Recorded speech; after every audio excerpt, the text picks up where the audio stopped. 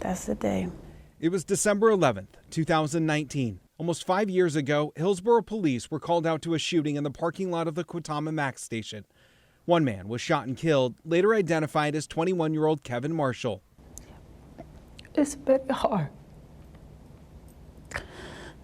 because Kevin wasn't like a regular person. He was beyond with everybody. He cared for people. And Kevin's mom, Liz Marshall, says her son always wanted to make people laugh. He was born in Puerto Rico and moved here when he was a teenager. The person that shot Kevin that night, 21-year-old Jason Bennekin. We treat him as our own son.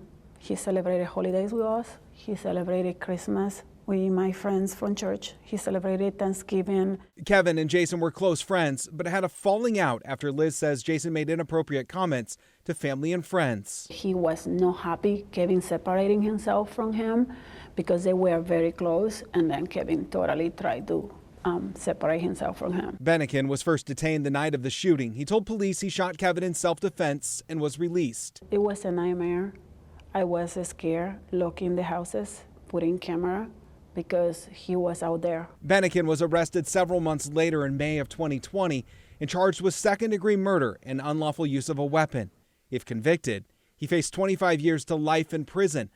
But instead, jurors found him guilty of a lesser charge of second-degree manslaughter. He was sentenced to 75 months in prison on Monday. After seeing all the evidence, no, this is clear he murdered my son.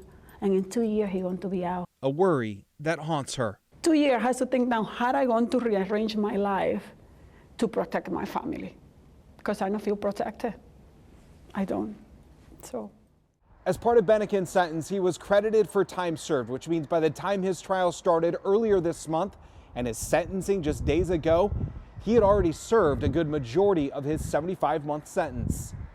I'm Devin Haskins, KGW News.